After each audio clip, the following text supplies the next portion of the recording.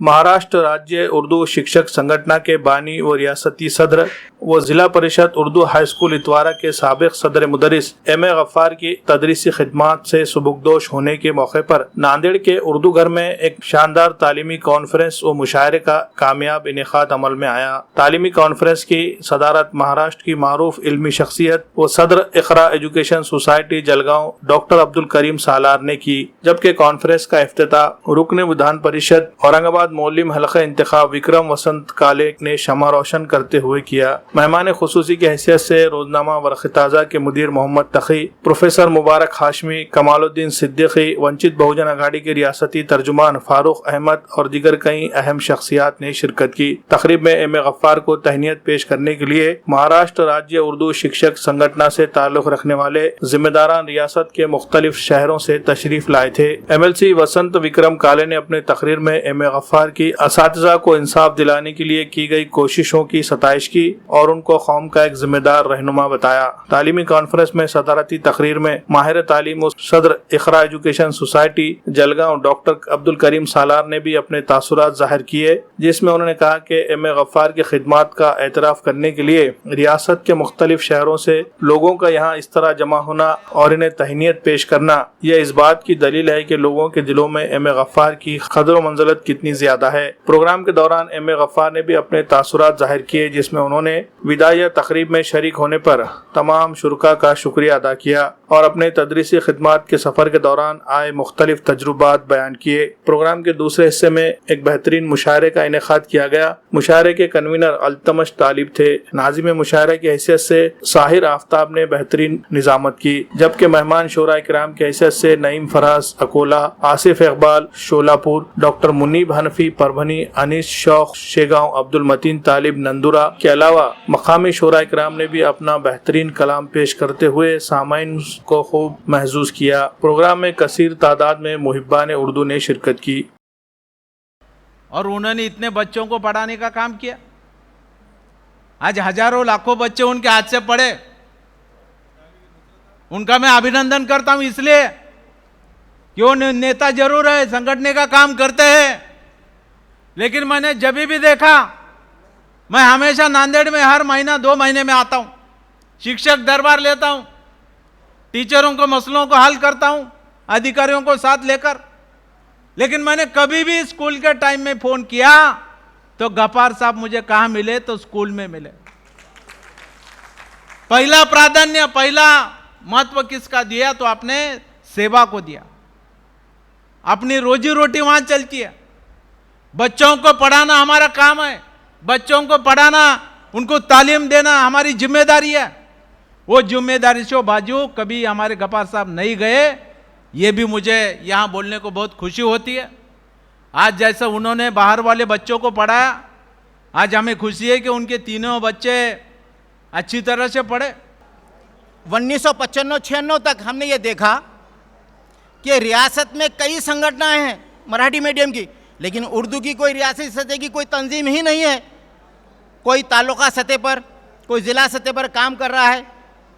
लेकिन मसाइल हल तो कुछ नहीं हो रहे। मराठी मीडियम की संगठनों के साथ हम रहकर अपने मसाइल को हल करने की कोशिश करते थे, लेकिन वो कितने उसमें कामयाब होते थे ये आप तमाम अच्छी तरह से जानते थे। जब मुझे इस बात का एहसास हुआ 1995 में कि अपनी भी कोई एक तंजीम हो, और वो तंजीम तमाम महाराष्ट्र के इस स्टेट के तमाम असातिज़ा, उर्दू मदारिस, उर्दू तलबा के मसाइल का हल निकालने वाली तंजीम हो, उस तंजीम के क़याम के लिए मैं जब जो मेहनत शुरू में किया, मराठवाड़े के कई अजला से मुझे अच्छा सपोर्ट मिला, और जब तंजीम का रजिस्ट्रेशन स्टेट लेवल पर होने के बाद जो हमने काम शुरू किया, तो मैं समझता हूँ गैरों से ज़्यादा अपनों से बहुत ज़्यादा तकलीफ़ भी सहनी पड़ी, क्योंकि हम आदी हो चुके थे गैरों के साथ उनके हमें यहाँ मिलाने के। मैंने उनको एक अलग से प्लेटफॉर्म देने का तय कर लिया, और जब रजिस्ट्रेशन हो गया तो एक मुहिम हमने शुरू की महाराष्ट्र में। मैं समझता हूँ ये मुहिम लातूर और औरंगाबाद से सबसे पहले शुरू की, और 1999 से लेकर 2018 तक ऐसे अजला, ऐसे ज़िले, ऐसे देहात, ऐसे गाँव जहाँ पर मुस्लिम आबादी होते हुए भी उर्दू स्कूल ही नहीं था। तो हमने वो जो मुहिम शुरू की, वो मुहिम के तहत गांव-गांव का सर्वे किया, हर घर डोर टू डोर हमने सर्वे किया और सर्वे करके हमने गवर्नमेंट के पास जिला परिषद पंचायत समिति से प्रस्ताव भेज के हमने वो काम किया कि आज 2018 तक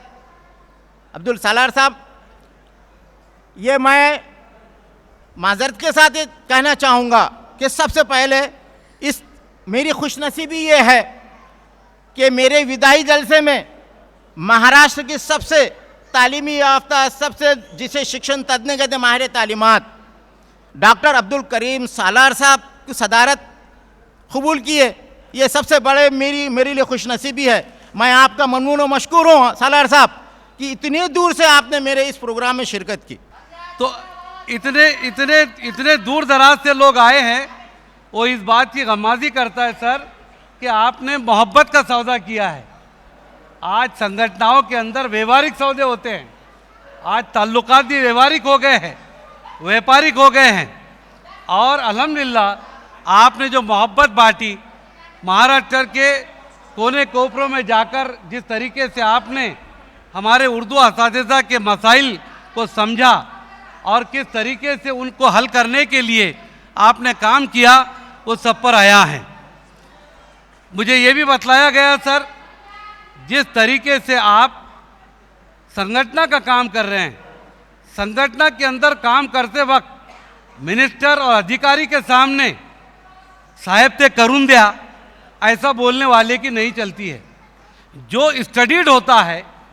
जिसके पास में कानून की मालूमात होती है, गवर्नमेंट के जो जीआर्स निकलते हैं, जो सर्कुलर्स निकलते हैं, जो इस मालूमात का खजाना रखता है, जब वो इन हथियारों से लैस होकर किसी अधिकारी के सामने बात करता है, उस अधिकारी के बाप को आपका काम करना पड़ता है। और वह आपने किया है। इतनी स्टडी करके मैं नज़दीक से जानता हूँ, मुझे बताया भी गया था कि किसी ज़माने में गुज़िश्ता सालों में महाराष्ट्र के सचिवालय में, शिक्षण विभाग के अंदर और ग्रामीण विकास के अंदर जहाँ से आपके जीआर निकलते हैं, जब आग लगी तो तकरीबन बेशुमार जीआर जो है तो आपके ज़ाय हो गए और वहाँ से गायब हो गए, जल गए। आपको फक्र होना चाहिए कि आपकी संगठन के अध्यक्ष ने उनको बेशतर और बेशुमार जीआर उनके ऑफिस में जाकर दिए जो उनके पास ज़ाय हो चुके थे। जब पहली मर्तबा मैं एम ए गफ्फार साहब को मिला, एक खूबरू और नौजवान सदर संगठन का हो सकता है, ये उस वक्त तो मेरे को एक धक्का लगा कि इतना डायनामिक पर्सनैलिटी वाला और खूबरू नौजवान जो है वो मेरे उर्दू शिक्षक संगठन का सदर है। मैं उनकी तरफ खींचा चला गया और माशाल्लाह आज उन्हीं की वजह से मैं इस ओहदे पर हूँ, रियासती सेक्रेटरी के ओहदे पर। मैं उनकी कायदाना सलाहियतों को सलाम करता हूँ। कुछ लोग कहते हैं कि काम जो है, बड़े बड़े काम जो है वो इदारों से हुआ करते हैं, लेकिन मैंने जाना और अब्दुल गफ्फार साहब की शख्सियत ने मुझे इस बात को बता दिया, इस बात की गमाजी करती है कि एम ए गफ्फार कहता है कि काम इदारों से नहीं होते, काम इरादों से होते। और ये वही शख्स है जिसने उर्दू की आबियारी की, करिया जाकर गांव जाकर उर्दू को और तमाम मुअल्लिमीन को जो है वो एक तरह का स्टेटस, एक तशख़्ख़ुस देने का जो काम जो है वो एम ए गफ्फार साहब ने किया।